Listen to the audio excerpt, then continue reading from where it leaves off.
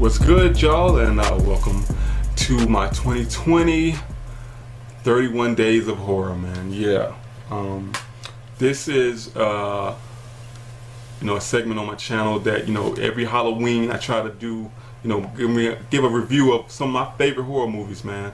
So for each day, 31 days, I'm gonna give some of my favorite horror movies that I check out really all year round, man. All year round is Halloween for me, man. It's like, what I'm saying? Because I love horror movies, man. My favorite genre is horror and thrillers and psychological thriller and psychological horror, those type of films, man. I just love them, man. I've been loving them since I was a kid. And, there's always, it seems like, even now, that I'm older and stuff, there's still always, a different horror movie that I haven't seen. There's always new ones coming out, old ones that I haven't seen. So I try to, at least one time a week at least I try to watch a horror movie that I haven't seen or something like that, man. Or maybe one time every couple weeks or a month or something like that. One that I don't know if I've seen back in the day, but I've recently seen. I think I have seen it, but I was young and didn't really care for it like that, or didn't even know what I was watching. But I know I'm older now, and I'm more into different type of movies, different type of horror and stuff like that. This one right here is a weird one, man. This is based on a Stephen King novel. It's, you see that? The Dark Half. Yeah, man. This is directed by George Romero. This film right here, as you can see in the background on my TV, this one right here is incredible, man. This is a very disturbing, it's just psychological horror, man. George Romero, he did all the Light of the Living Dead, the Day of the Dead movies and all that stuff. But on this one, man, he really, I think this is like one of his best films, man. It's very, very well done, man. Like special effects and how it looks and the music and just the whole thing, man. And going back seeing the movie and then seeing how they made it and stuff, and knowing that all the stuff they had to do to get it made and it still looks like that. This is really a good film. The film is about, when it starts out with this young boy, and he wants to be a writer. He just loves writing, and his mom gives him a typewriter, but he has problems, man. He has he keeps hearing like birds in his head, and he's trying to go to, get on a bus and go to school, and he has pain in his head, and they find out that he has a tumor. So that he goes and has surgery, and there is a tumor in his head, man, and that's causing his problems, from writing. But when he writes, it seems like right before, right like during or after that, I'm hearing them sounds in his head and these voices and all this stuff like that, and he just writes. He don't even know what he's writing. He's just writing, and then it's like just a few minutes later, and he's like almost wrote a whole book. I'll say about the tumor, talk about the tumor. I'll let y'all just figure it out. Let's watch our movie and y'all figure out exactly what else happens. But he grows up, he has, a family, has a wife, and has twin boys of himself. I think they're two twin boys. I don't think it's a boy and a girl. I don't know if it's a boy and girl, but he has twins. And he still is a writer. He's a more famous writer now.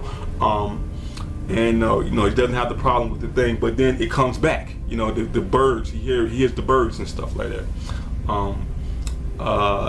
And then all of a sudden, some of the people that he, produces and makes his books and his production company and writing things with published company, gets killed one by one, and all the signs are pointing to him. It's like his fingerprints is on stuff, and like things that he's done and said is all pointing to him. He's like, "What? I've been here with my family the whole time. What are you talking about?" But then he figures out like all this stuff happening, and he's like, "Wait a minute. There's this character that I'm writing, and everything that you're saying that I've done, I wrote for this character." So he thinks that this character that he wrote has come from his book to life, and it's like the dark half of him. It's like everything that he wants to do, and he's so he's clumsy and all this stuff, but he's like this character is so smooth and says anything, and is like real just out there, and everything he does he puts in his character, and this character has done it. This character is a piece of shit. His character is crazy, man, and everything that he wants to be and wants to do, but he knows it's not right, but this character is it. And I don't want to give it away if you haven't seen this movie. I mean, but yeah, this character is I don't know. I don't want to give it away, man. I don't want to get no spoilers, but you got to watch this movie. This movie is so good. It's so scary, man. Like, I didn't think it was gonna be that scary, but it's like really scary.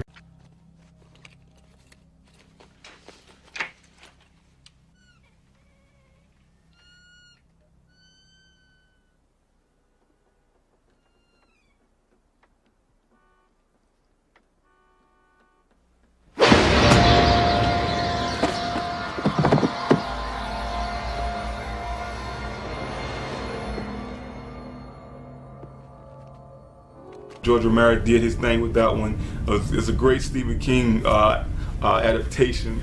All the actors in it, from Tim Hutton, Michael Rooker as his policeman friend. That's like, he wants to lock him up, but he doesn't know if it's him or not, or what's going on. I mean, the spookiness of it, man, is very great. Good. When you watch this one, man, for Halloween, you get spooked, like creeped out for days, man. Like, it really, like, especially if you watch it at night, man, you like, what the heck? You gotta look over your shoulder and shit. Yeah. So, like I said, man, Dark Half. If you haven't seen it, check it out. If you've seen it, leave some comments down below. Tell me what you thought about it. I think it's one of George Romero's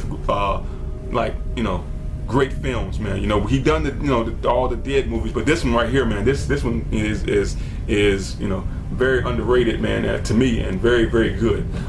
If you like my 31 Days of Horror, leave some comments down below, and hit the like button, man. If you want to keep on doing these, man, every day, I will try to do this, man. If you like my video, hit the like button, comment, subscribe, and share, y'all. Till next time, I'm out.